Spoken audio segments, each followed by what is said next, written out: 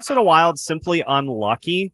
We'll talk about a frustrating loss to the Buffalo Sabres, as well as looking at some concerning trends with shooting percentages for this Wild team, and why it seems like it's something new every loss.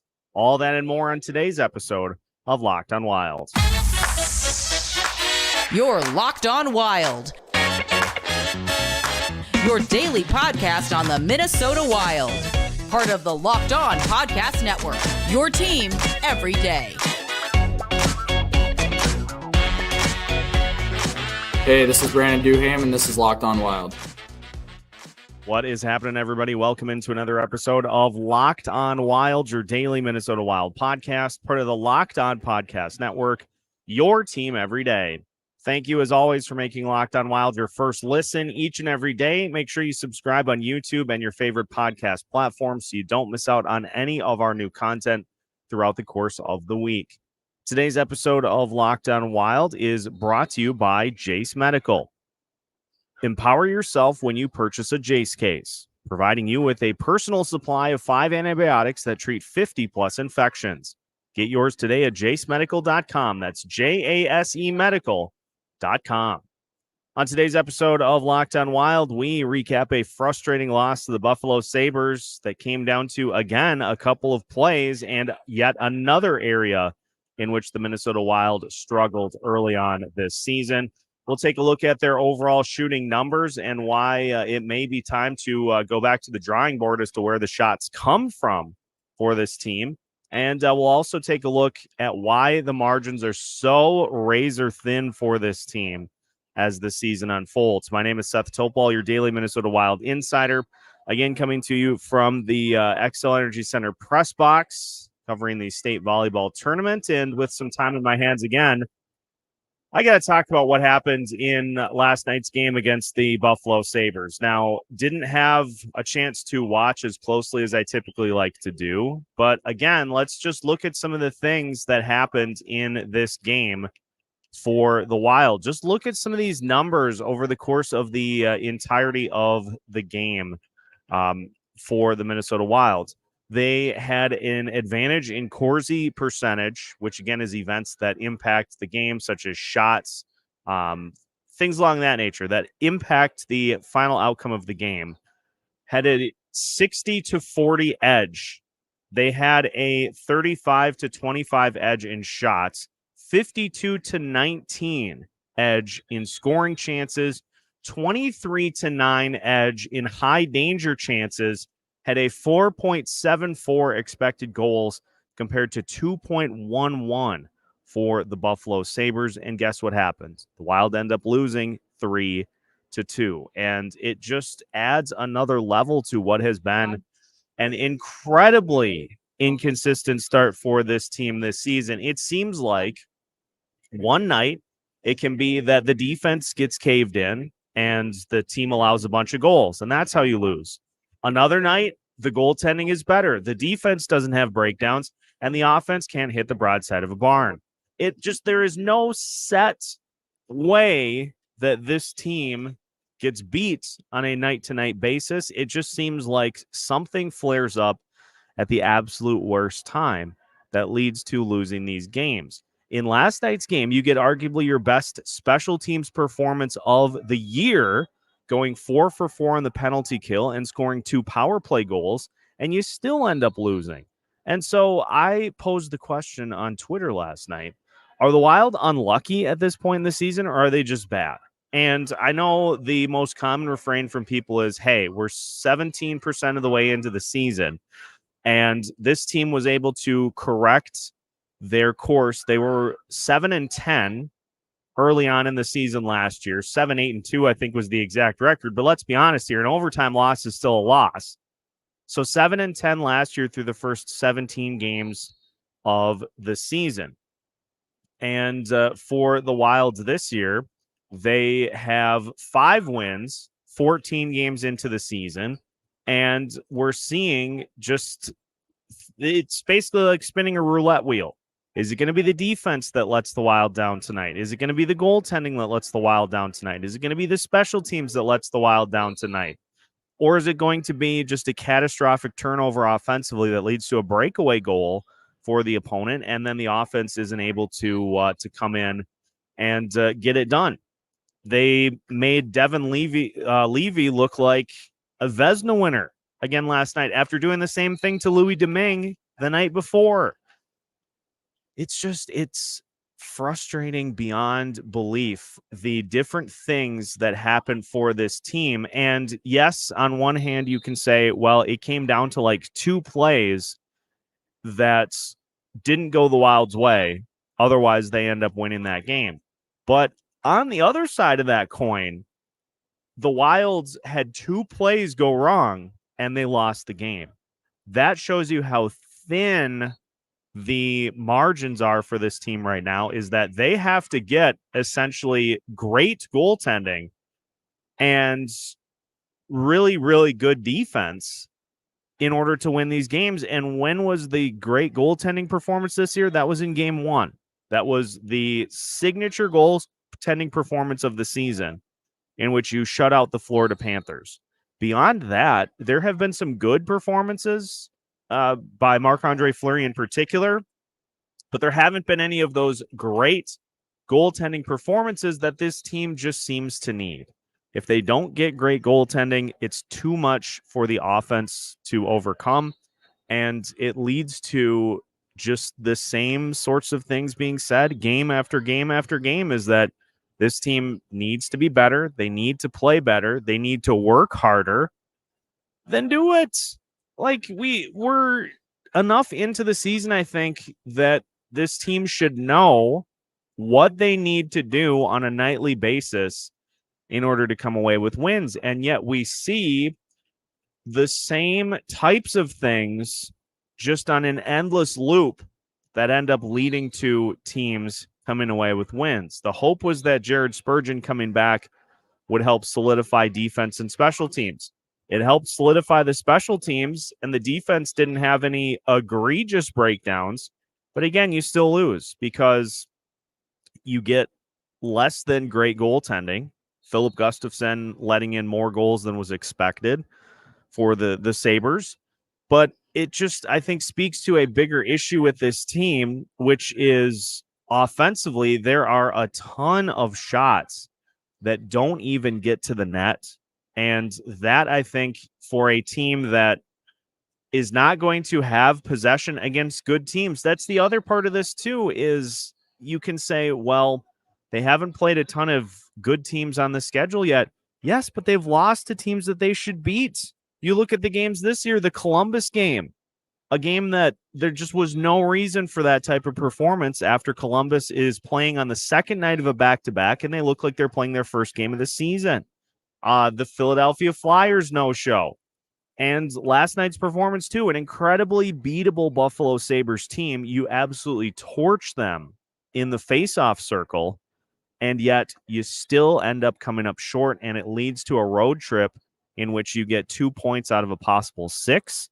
And you look back and you are, at some point this season, you're going to look back on these types of games, these winnable games that you should have, and you're going to say, boy, we absolutely could have used those when it's all said and done, because flip side, you haven't played anybody in your division yet. And if you think that we're going to get these types of performances against the Dallas Stars and Colorado Avalanche and come up just short, you're wrong. So it's the schedule is going to get tougher, and this team is struggling to put away teams that they should beat. And we knew coming into this season that this wasn't going to be a Wild team that was ever going to consistently bury their opponents. But the game last night, Russo tweeted about it, and he was spot on. The Wild should have had at one point a 3-goal lead, but they couldn't get shots to get through to the net. And it's becoming an increasingly frustrating problem for this team, which we are going to dive into in a little bit with some stats.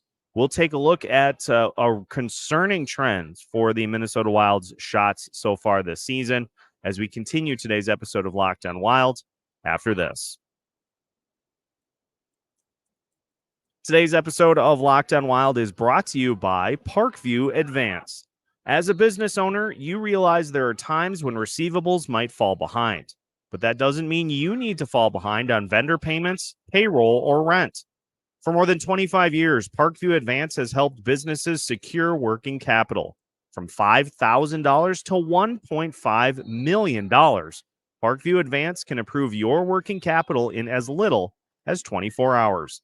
It's a much easier process than you might imagine. Parkview Advance invites the many entrepreneurs that are Locked On NHL fans to learn more by calling them at 203-675-0071 or go to parkviewadvance.com. If your business needs working capital, call Parkview Advance today. Parkview Advance, helping businesses with their working capital.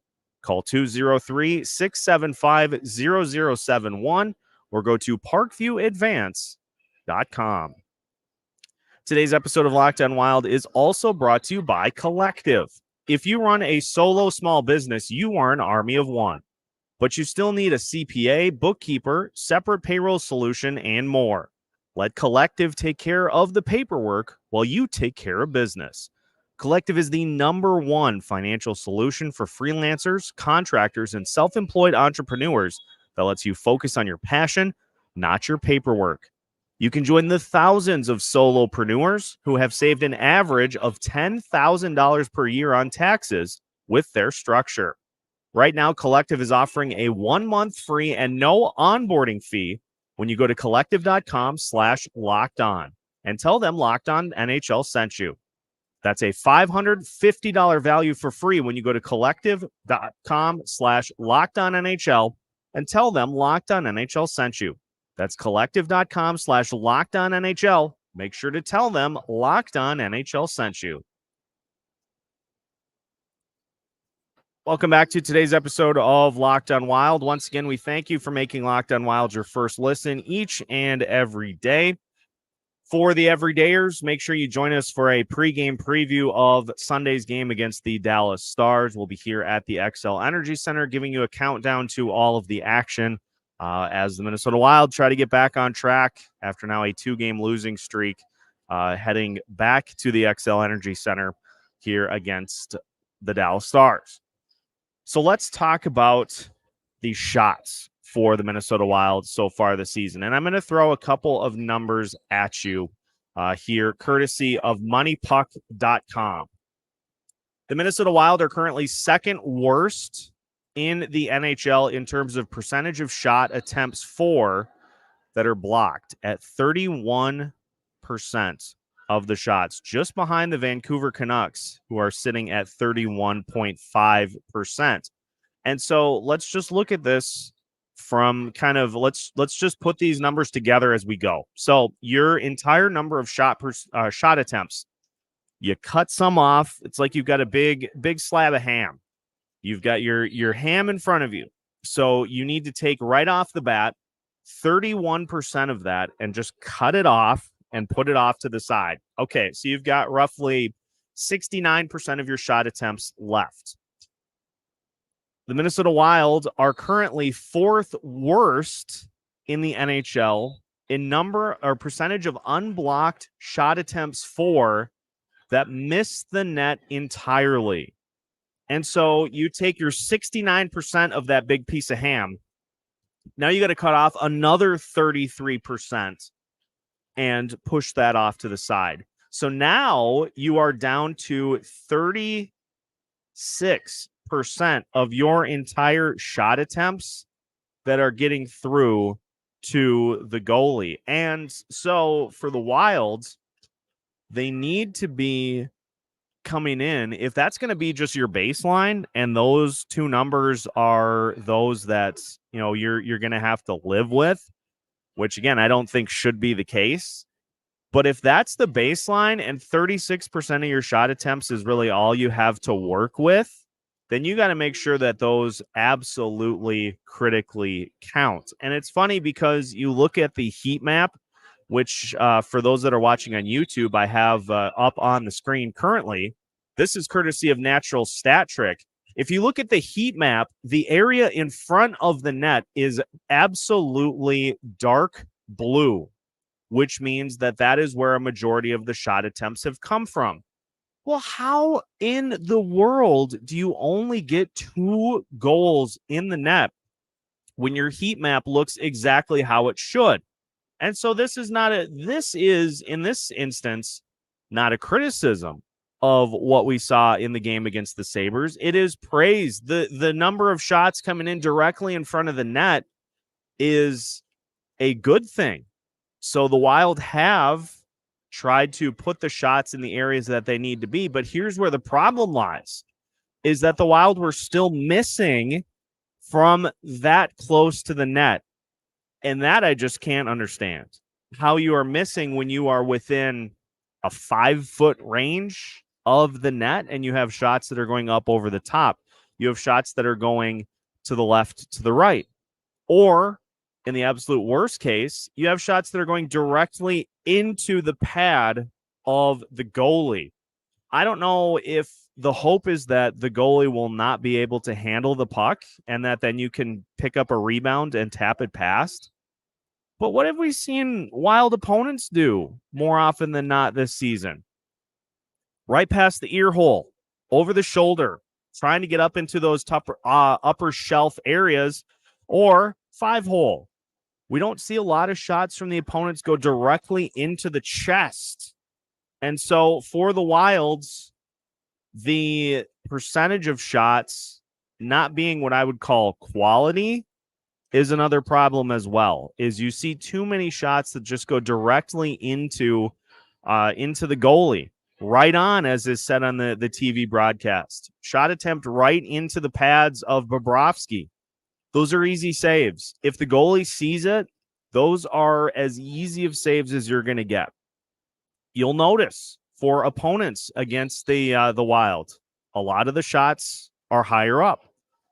And so where's the adjustment there? Why are the shots coming in to these low percentage areas, even from high danger areas? You've got to be trying to elevate. You've got to be trying to do something to get the goalie off their spot and not helping them out. This is now 2 instances in a row, 2 games in a row. And this is not the only time that this has happened this year either. This is 2 games in a row in which you're making guys that are beatable look like prime Patrick Waugh or prime Jaguar against the Wild in the early 2000s. There just needs to be a better job done to try to hit some of those top level areas to get the goalies off their spot to allow for goals to be had. Because if you're going to miss the net 30% of the time, the quality of the shots that actually do get through has to be way better. And so not only has just the level of inconsistencies been a problem, the quality of the shots and the missing directly in front of the net has been pretty egregious as well. So we will finish today's episode by just talking a little bit in general about where this team is at, because it just seems like we are really getting 2 different sides of the coin for kind of what the overall expectations are for this team this season. And so we'll finish by talking about that as we continue today's episode of Locked on Wild after this. We spend a lot of time talking together, listeners. We get fired up together on wins and losses, as well as who starts and who sits. I am very thankful for the connection that we have, and today I want our chat to be a little more personal. I just learned that you can get a 1-year supply on ED medications. You realize what that means? Bring on extended travel, bring on the next day natural disaster or supply chain issue. You're covered, my friends. You don't have to worry about whether or not you can refill your generics for Cialis, Viagra, or Revito prescriptions. And this is possible because of our friends at Jace Medical. You can go online right now at jacemedical.com to receive your 12-month supply on your daily medication.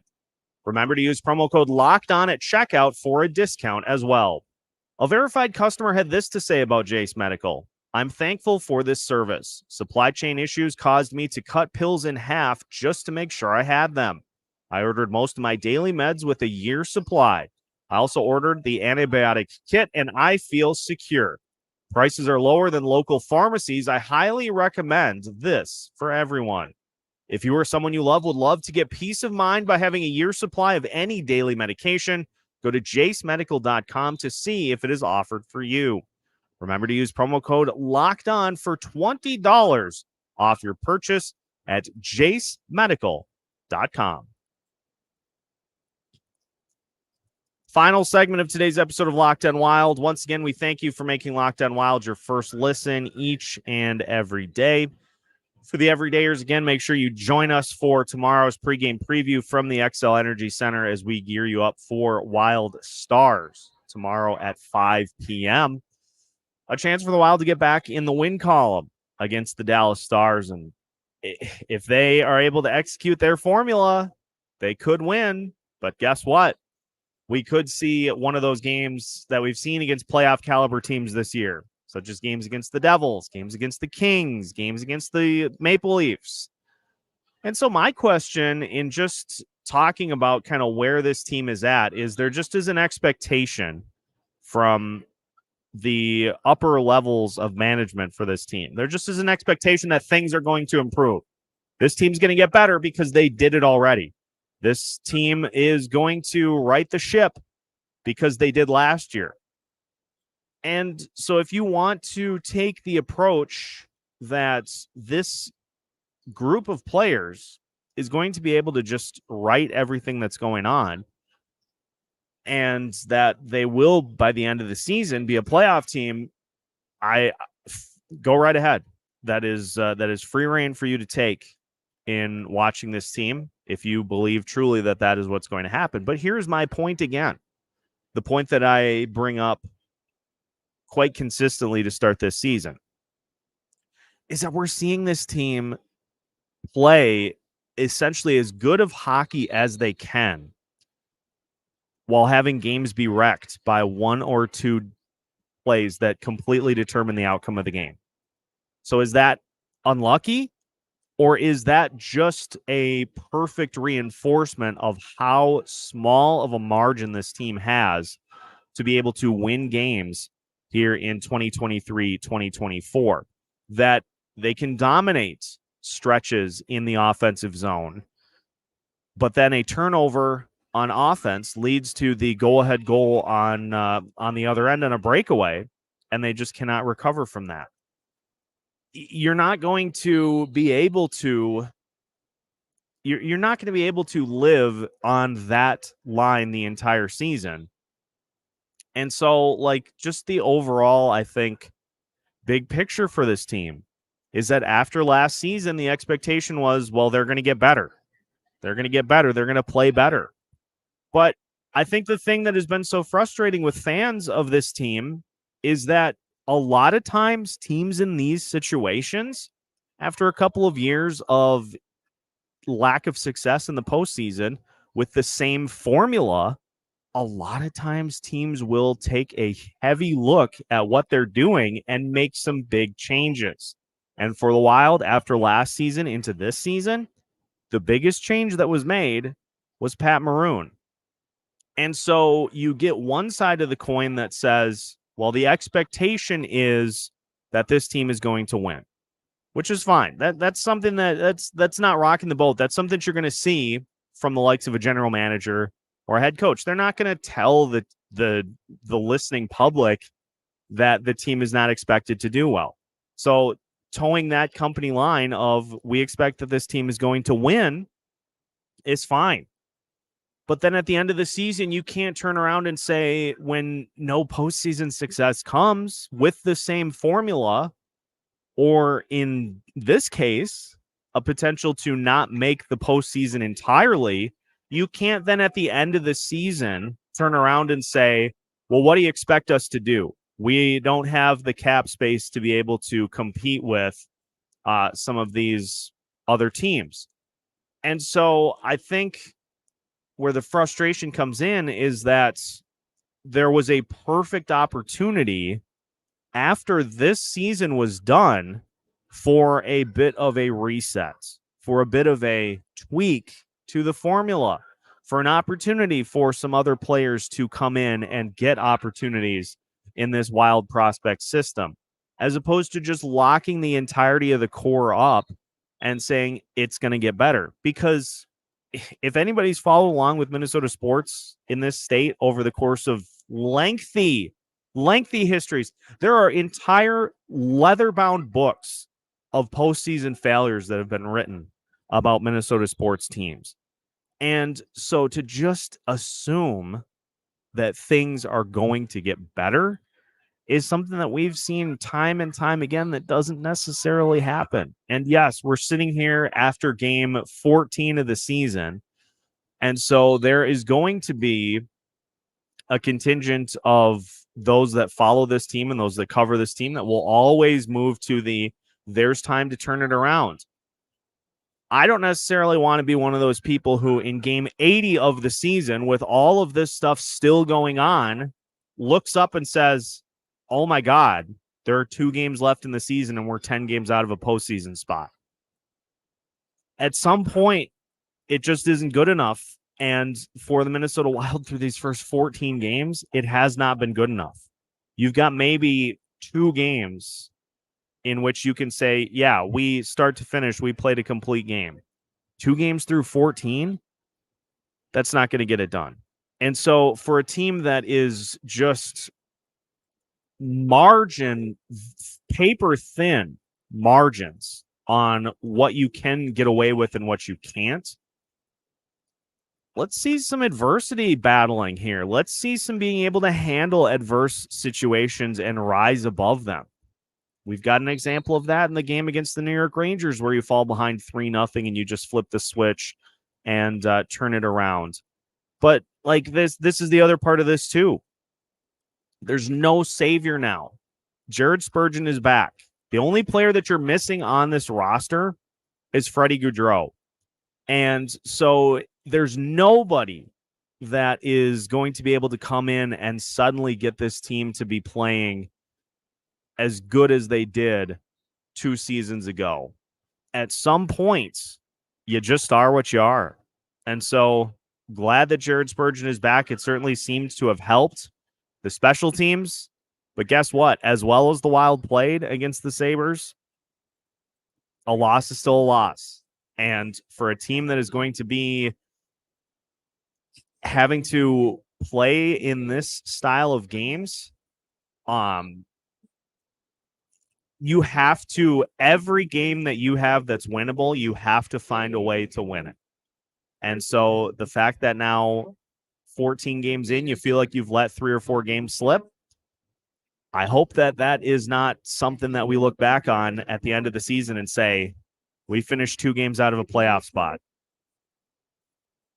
But we'll see.